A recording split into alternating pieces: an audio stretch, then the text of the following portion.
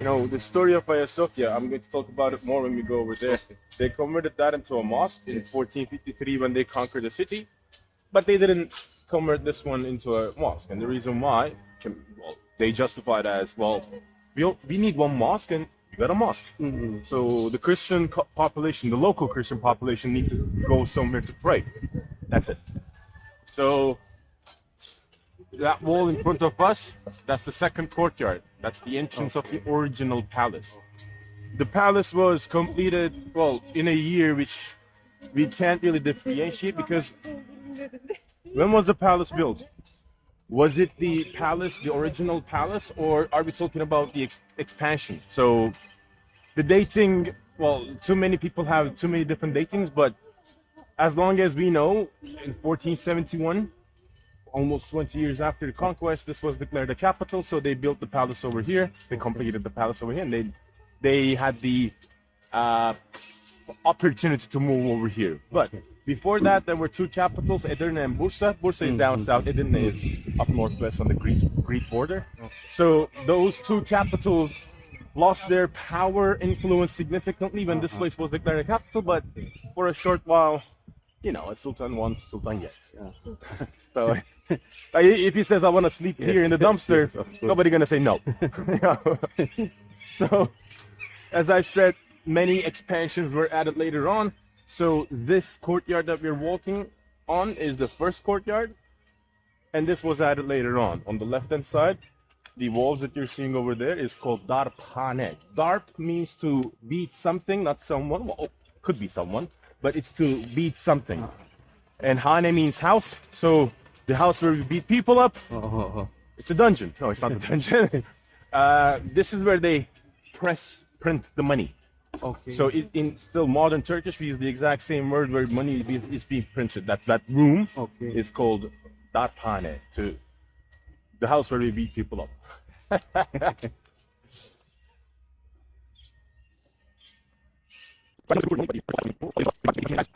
This is going to be our meeting spot. Sure. In front of us is the entrance of the Topkapi Palace, and over to the left-hand side, that's the exit. So we're going to be entering and exiting from the right-hand side. Sorry, same side. We'll go to the fourth courtyard. I'll explain everything as we go through. Sure. Then I'll give you a specific time. Some people have different interests, and I'll come back out. I'll wait for you over here or over there. Right? Okay. Either or. I gotta get the tickets. So while you are taking pictures or videos around this area, I'll be a minute. Okay, sure.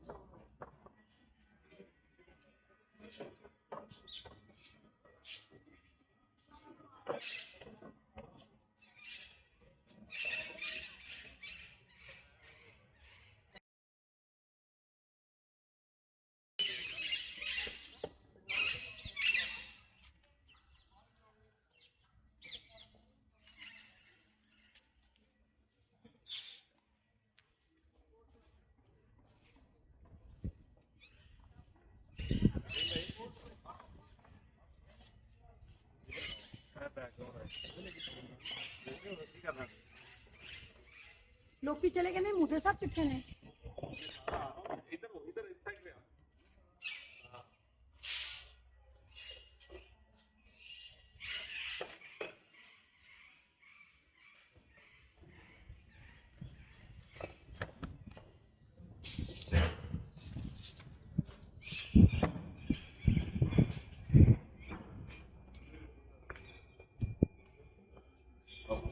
Ben nasıl gideceğim?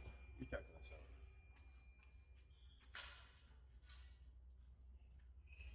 Ya arıza mı var yoksa? Ne zaman gideceğini biliyor musunuz? İyi, o zaman ben iyi ki kimseyle gelmişim. Hatta yazın. It's not going to be a fun day for them today because the machines are not working. Oh. So there's only one guy with a cell phone to deal with all the tours today. So We are lucky that we came early. I always start my tours over here because of stuff like this. This is not the first time. Like every time it rains, every time it we receive some storm, it happens. So this is not luck. This is learned experience. Thank you. I don't know. This saves me like a lot of time. But I will be finishing early today, just letting you know, because there's nobody and we are flying across the museums and everything. So yeah.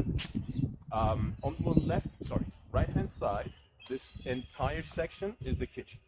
The part on the left is the cooking section. The part on the right, where there's no chimneys, is the storage section. Inside, you'll be seeing some porcelain, some china work, some utilities, and some pots that they used to be cooking in. So I highly encourage, while you're exiting over here, go check it out. Sure. On the left-hand side over here, I want you to take a look at this. Then we have trees over there. This is the Tower of Justice.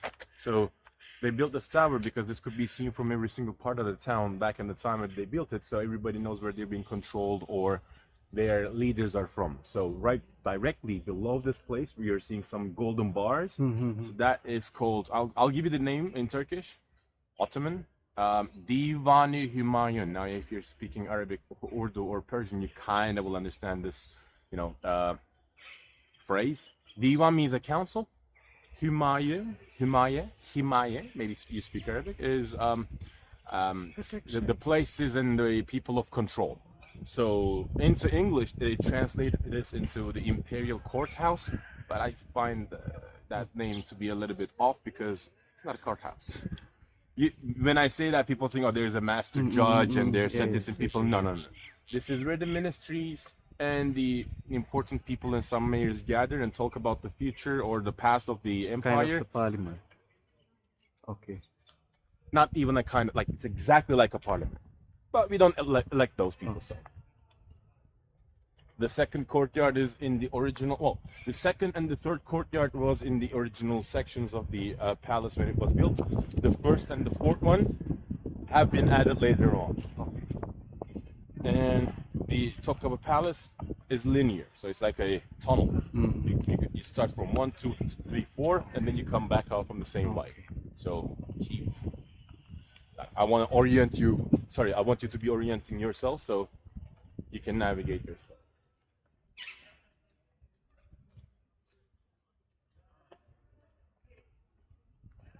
So are you guys Muslim? Yes. Okay. So I think we both know what we're going towards.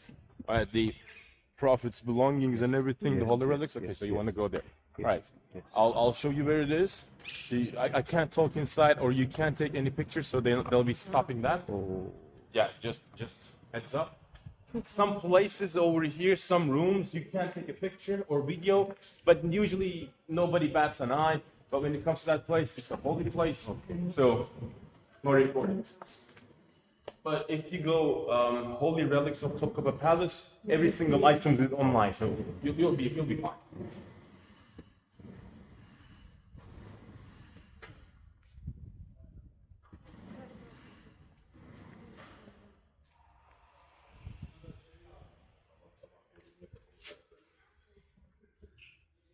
So this is the audience hall.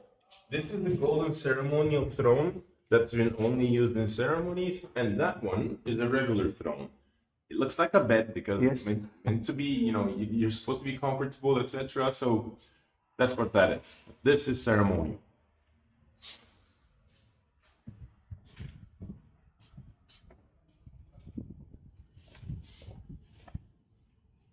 The building on the left hand side, this is a school, madrasa. So the third courtyard that we're in right now is more, how do I want to say it's more special kind of a environment, right? Not everybody can go in. That being said, who is getting educated over here? That's the best school in the entire universe when you're talking about the medieval ages, Middle Ages. The Sultan's kids Okay. get their education over there. And if you're rich enough and if you're a lord or somewhere, you're equal to the Sultan, your son can come in here and they can also study as well. There are some examples of this, but it's not our subject.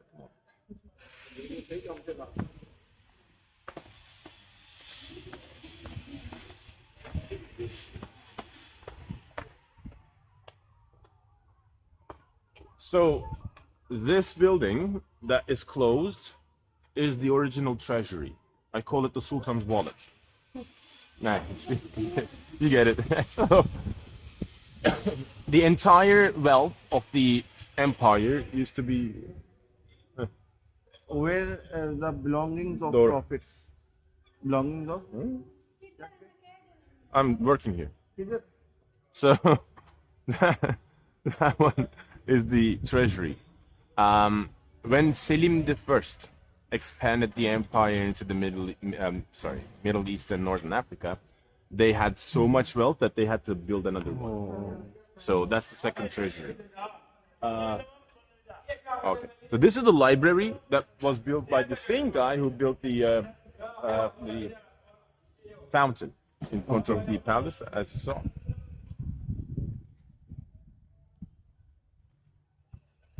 Across from the garden on the left-hand side, you'll be seeing a mosque-like structure, and it's not a mosque, it's where the holy relics are. Why does it look like a mosque? Mosque, by the word, by definition, it's God's house. So where are you going to store the prophets, the belongings of God's messenger in God's house? So they built a mosque-like structure with the dome and with the minaret, but it's not a functional minaret. They don't even have a minbar inside. You know, you have to have a minbar to, guide where you're from and where you're looking at. So it's not a functioning mosque at all. It never was. So this is the holy relics section. This is the end of the third courtyard. We're going to the fourth courtyard, and I'll stop everything over there. So it's really cool.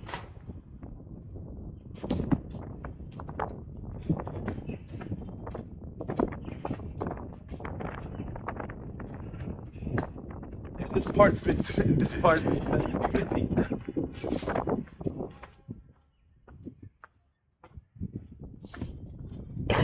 So, the private quarters. When I say living quarters, that's the name. When I say living quarters, people think, oh, they used to be sleeping here. No, you don't sleep in your living room unless you kick him out. That's out of the bedroom. I don't know. That's your business. So, all jokes aside, this is the living room of the empire. So, if you have a guest or someone, you will be coming over here. There are two pavilions. One of them is called Baghdad. The other one is called one pavilion. They were named after the conquest of Baghdad and Yerevan. It's like a sultan patting himself on the back, saying, "Good job to me that I conquered this place, so I'll have a house for myself." And that's the idea. Most people say, oh, it's men and women. Not really. Sometimes the higher people and the lower people. For example, you're my guest right now, and if you're on a mission, your wife and you will be coming to me, right? So we will be going there, my wife and everybody. I thought it was men and women only. What happened? No. Sometimes I don't want to say upper class, lower class, but sometimes the ruling class or the family, because it's cold, you don't want the servants to cold. You'd be cold outside, so they get that the hot fireplace and everything. You know the idea, right? But I do want to talk about here. Then I'm going to set you free because this section, unique guide.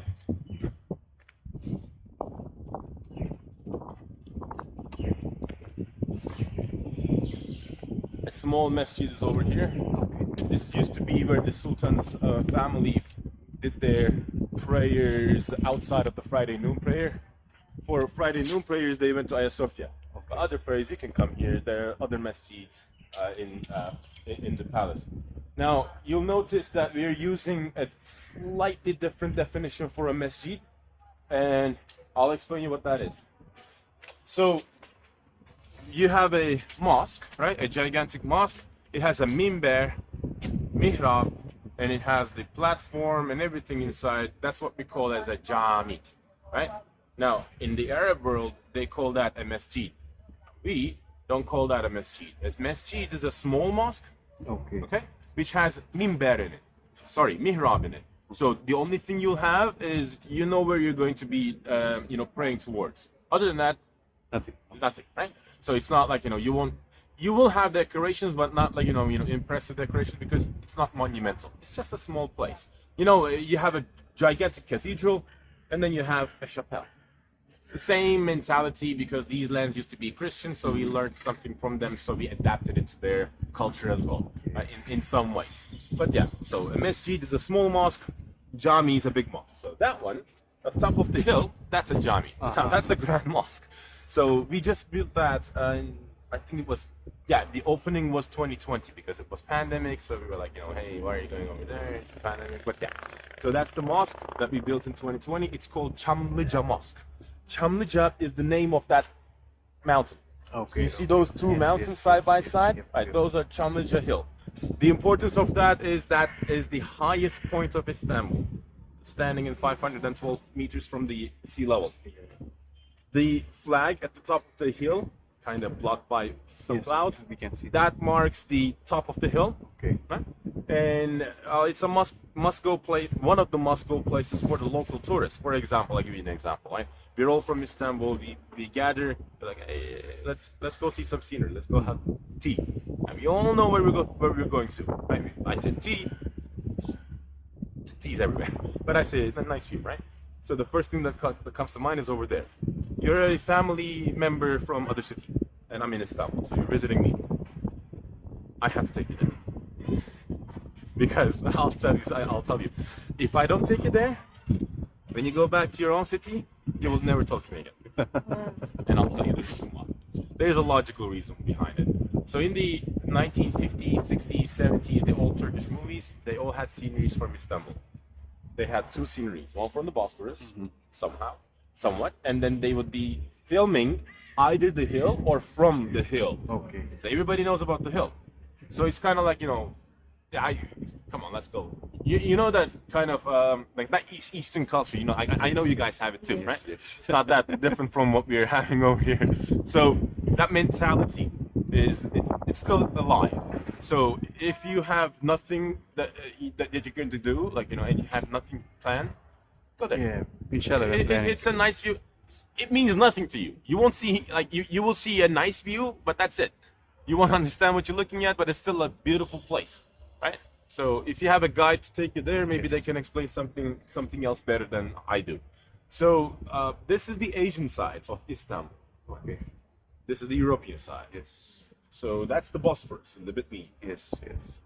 On the left-hand side, this is up north. So if you travel 60 kilometers this way, you'll end up in the Black Sea, right? And if you travel, right-hand side is down south. If you travel approximately 200 kilometers down south, this is the Sea of Marmara. At the other side of the Sea of Marmara, it's the Mediterranean Sea. You're seeing some lands in front of us. Yes. Now, these are not a land. These are 4 different islands, and these are the Princess Islands. Okay.